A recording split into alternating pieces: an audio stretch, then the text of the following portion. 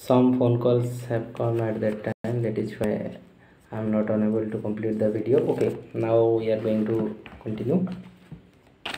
Hostel warden को quarter मिलता है या नहीं, इसके बारे में एक क्वेश्चन था. Yes, all the staff will get the quarter. It may B lab attendant, it may B hostel warden. और हॉस्टल वार्डन को तो कंपलसरी क्वार्टर मिलेगा ही मिलेगा, क्योंकि उनको बच्चों का ख्याल रखना है, बच्चों का हिसाब किताब करना है. मैं हॉस्टल वार्डन के ऊपर एक सेपरेट वीडियो बनाऊंगा, जो कि उनका काम क्या होता है, उनका ड्यूटी टाइम क्या होता है, वो सारा बताऊंगा. काम ऐसे ही है, सेपरेट वीडियो बनाने की ज़रूरत नहीं है. ड्यूटी टाइम तो उनका 24/7 है, मान के चलिए. मतलब कभी भी बच्चों का कुछ भी प्रॉब्लम आ सकता है, किसी को बुखार आ सकता है, किसी को कहीं जाना होगा, मान लीजिए घर जाना है, किसी के फैमिली वाले लेने आए, तो ओनली ये है कि वो हिसाब किताब रखना है कि कौन सा बच्चा कब गया, कब आया, कितने बच्चे हैं, किनको क्या नहीं मिला, कौन खाया नहीं खाया, ये सारे बच्चों का ध्यान रखना है एक्चुअली. और 2 वार्डन रहते हैं. गर्ल्स के साइड के वार्डन को कहा जाता है मैट्रन, और बॉयज़ की साइड को वार्डन ही कहा जाता है. They will keep take care of the children, that which children is going outside with their parents. आए कब, गए कब, ये सारा हिसाब किताब रखना पड़ता है. ओके. और ऐसे ये स्कूल में गए या नहीं, हॉस्टल में रुके हैं, किसी को बुखार है, क्या है, वो फिर इन्फॉर्म करेंगे रेस्पेक्टिव टीचर्स को, जो कि फिर बाद में उनको मतलब इन्फॉर्म करेंगे नर्स को, या फिर हॉस्पिटलिटी उनको प्रोवाइड करेंगे, whatever it's needed for the children. Yes. Then holidays के ऊपर बहुत सारा सवाल था कि क्या होता है. यस, मैंने पहले से भी कहा था एक वीडियो में कि 82 डेज़ का हॉलीडे रहता है. इसमें एक सवाल और आया था कि अकाउंटेंट, JSA, इन सभी का हॉलीडेज़ रहता है या नहीं. यस, रहता है, बट जैसे टीचर्स का रहते हैं 45 डेज़ का समर वैकेशन, उस तरीके से JSA का नहीं होते हैं. JSA जो जूनियर सेक्रेटेरिएट असिस्टेंट और अकाउंटेंट जो होते हैं, उनका ऑफिस में थोड़ा बहुत काम रहता है, उनका रोटेशन होता है. जैसे कि समर वेकेशन 45 डेज़ है और बहुत सारे स्टाफ है, जैसे कि 22 स्टाफ है, तो 2 दिन का रोटेशन रहेंगे कि आके 2 दिन स्कूल में रहता है. और जो लंबा दूर से आए हैं, जैसे दिल्ली वाले पोस्टिंग है उड़ीसा में, तो उनका नहीं रहता, उनका कंप्रोमाइज़ किया जाता है, मतलब कंप्रोमाइजिंग से ही हो जाता है. उनका क्या करेंगे, वो पहले 2 दिन बाद पहले ड्यूटी कर देंगे 2 दिन, और जैसे छुट्टी होने वाला है 25 को, तो वो 26 और 27 ड्यूटी करके वो 28 को निकल जाएंगे अपनी घर की तरफ. इस तरीके से होता है कंप्रोमाइज़ करके, मतलब लोकल पीपल रह के. इसीलिए नियरेस्ट पोस्टिंग देने की कोशिश करता है. ये भी एक सवाल है कि पोस्टिंग कहाँ पे हो सकता है. यस, EMRS का पोस्टिंग नियरेस्ट देने की कोशिश करता है, या फिर नाइबर स्टेट को देने की कोशिश करता है. जैसे कि मैं उड़ीसा में हूँ, तो वेस्ट बंगाल में या फिर आंध्र प्रदेश में इसे देने की कोशिश करेगा, ज़्यादा दूर नहीं देता है. बट किस बार सेंट्रलाइज के हिसाब से क्या करेगा क्या नहीं, उसका कोई रूल्स रेगुलेशन नहीं आया है. But as the experience of previous appointments, nearest posting देने की कोशिश करता है, ताकि अपनी हॉस्टल में जो बच्चे रहते हैं वो अपनी लोकल जो है, जैसे कि उड़ीसा की उड़िया में ज़्यादा उनको समझ में आएगा, तो वो उड़िया भाषा समझने वाले हॉस्टल इंचार्ज ये सारे रहेंगे. राइट. जैसे कि CBSE पैटर्न है, उनको हिंदी में पढ़ाया जाएगा, बट 5th क्लास तक नहीं है ना, तो शुरुआत से वो लोग हिंदी नहीं जानते, तो लोकल लैंग्वेज जानने वाले लोग रहने की कोशिश करते हैं. इसीलिए नियरेस्ट पोस्टिंग देने की कोशिश करता है. राइट. समर वैकेशन रहता है, इनका भी समर वैकेशन रहता है. जैसे कि मैंने कहा कि रोटेशन के हिसाब से इनका ड्यूटी होता है. यस, छुट्टियां रहते हैं 45 डेज. ऑटम का रहता है, समर का 45 डेज, ऑटम का रहता है 8 डेज, विंटर का रहता है 10 डेज. इस हिसाब से छुट्टी डिवाइड किया. और जनरल हॉलीडेज रहता है, होली, दिवाली, ये सारा मिला के टोटल 82 डेज का छुट्टी होता है. लेकिन हम मेन छुट्टी तो समर, ऑटम और विंटर को मानेंगे, तो वो छुट्टी भी रहता है. लेकिन अकाउंटेंट और JSA लोगों का ये मैक्सिमम करके समर का छुट्टी जाते हैं, और CL कैजुअल लीव जो है 20 मिलता है ईच को। लेकिन केवी में ऐसे नहीं है, आपको CL 8 मिलेगा एक साल में और EL 10 मिलेगा। ये CL EL छुट्टी के बारे में मैं दूसरा वीडियो एक बनाऊंगा, जैसे कि क्या है कैसे है। मैं सैलरी के ऊपर भी एक दूसरा वीडियो बनाऊंगा, सैलरी के ऊपर भी वीडियो बनाने के लिए रिक्वेस्ट आया है, वो भी मैं बनाऊंगा, वो मैं नोट डाउन करके रखा हूँ। और जो CL EL छुट्टियाँ जो होते हैं उसके ऊपर भी मैं डिफरेंट वीडियो बनाऊंगा, don't worry for that. In hand salary of all the post के ऊपर बनाने के लिए कहे हैं। मैं पहले से भी कहा था कि बेसिक पे को लेके उनका सबका सैलरी बनता है। जैसे बेसिक पे आपका 78,800 हो गया, मतलब उसका 1% हुआ 788 रुपये। तो आपको DA मिल रहा है 42, तो 42 × 788 हो जाएगा।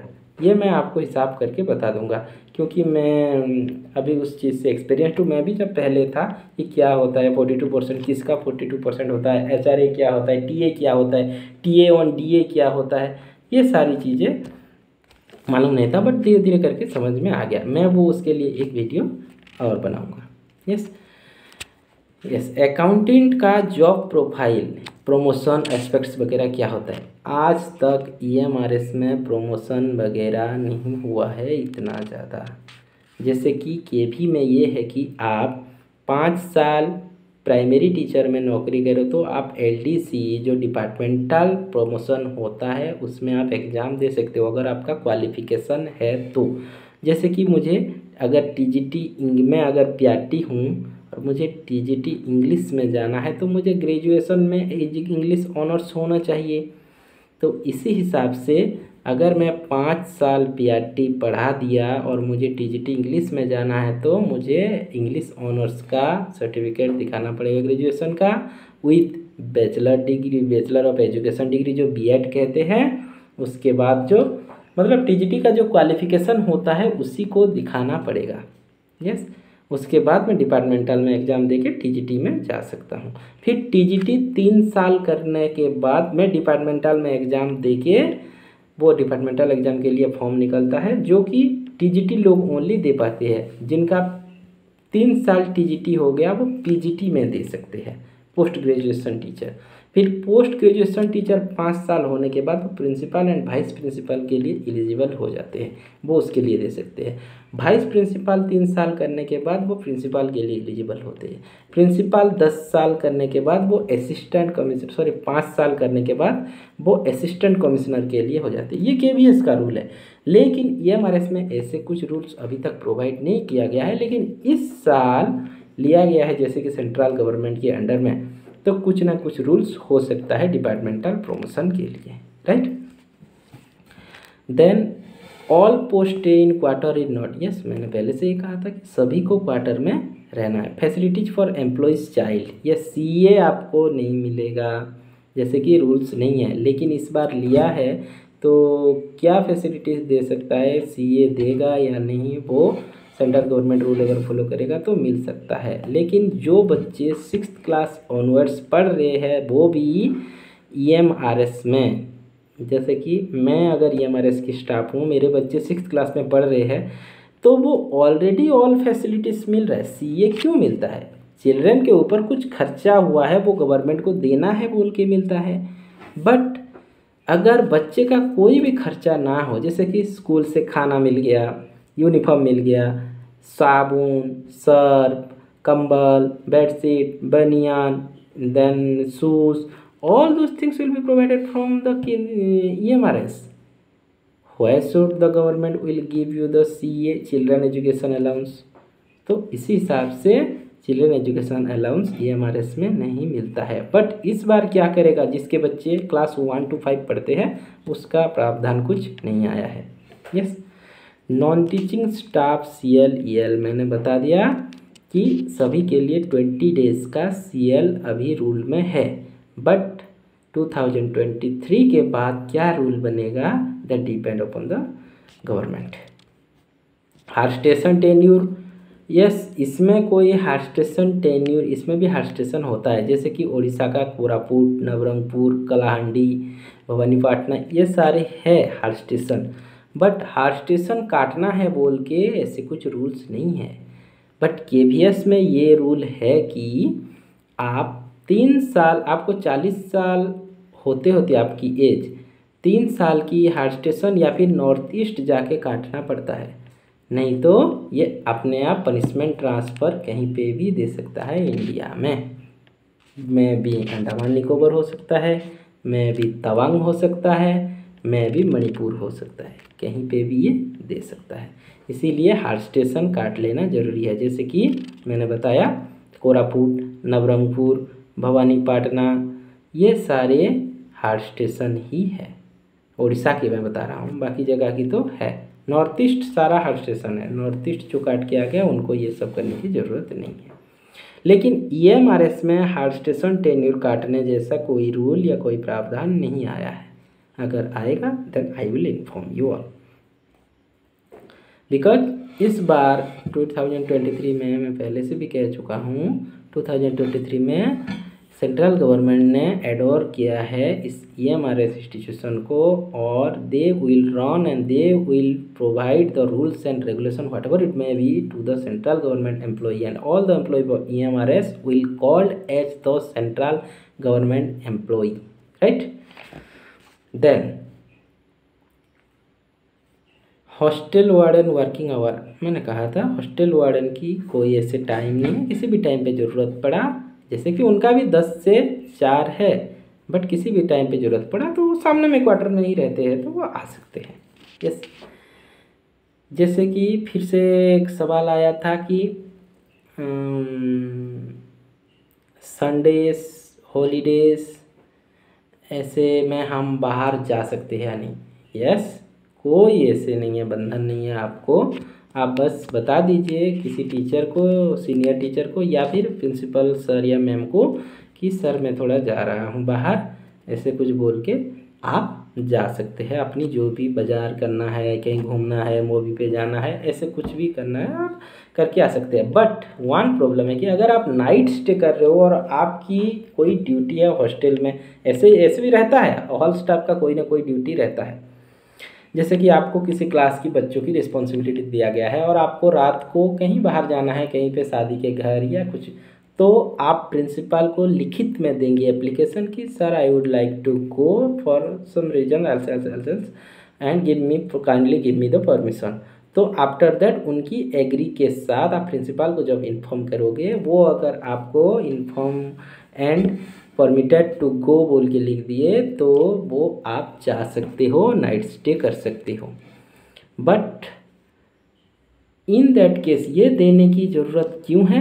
क्योंकि आपकी जगह पे आपकी ड्यूटी किसी और टीचर को दिया जाएगा, इसीलिए ये प्रिंसिपल को लिखित में इन्फॉर्म करने की ज़रूरत है। क्योंकि उस टाइम पे अगर बच्चों का कुछ हुआ तो वो टीचर रिस्पॉन्सिबल रहेगा जो ड्यूटी में रहते हैं। मतलब हॉस्पिटल लेके जाना हो या फिर कोई भी पेरेंट्स को इन्फॉर्म करना है, कुछ भी हो गया है तो वो टीचर बताएंगे प्रिंसिपल को या अदर स्टाफ्स को, राइट। इसीलिए लिखित में देने की ज़रूरत है। अगर नहीं दोगे तो you will face the problem, right. And मैं ये कहा था कि कहीं पे बाज़ार जाओ, मतलब नाइट स्टे करने की ज़रूरत नहीं है, तो उसी दिन आप आ जा रहे हो तो आप जा सकते हो। It is free for everyone. उस टाइम पे आप किसी और को बोल दीजिए कि थोड़ा मेरे बच्चों को देख लीजिएगा या ऐसे कुछ बोल दीजिएगा। बट आपको अगर रात रुकना है तो आप इन्फॉर्म करोगे, ये मैंने बता दिया, ठीक है। Then non teaching staff also see the students. Yes, non teaching staff को भी मैंने बोला कि वर्किंग आवर में आप टीजीटी हो, पीजीटी हो, लैब अटेंडेंट हो, जो भी हो, it's matter. But after working hour is over you all are equal. आपको क्या ड्यूटी दिया गया है वो आपको करना है। जैसे कि बच्चों की कोई टीचर को दिया गया है 6th क्लास को, कोई टीचर को दिया गया है 7th क्लास को, कोई टीचर को जैसे कि पुराने टीचर होते हैं, उनका एक्सपीरियंस होते हैं, उनको 2-2 क्लास भी दिया जाता है, 3-3 क्लास भी दिया जाता है कि 9, 10, 11 संभालो, 12th क्लास संभालो दूसरे के, तो ऐसे ड्यूटी दिया जाता है। तो वो टीचर्स वो ड्यूटी निभाएंगे। और ऐसे कोई बात नहीं है कि नॉन टीचिंग स्टाफ को नहीं मिलता है duty, all staff will get the duty. But एक चीज़, जो JSA रहते हैं और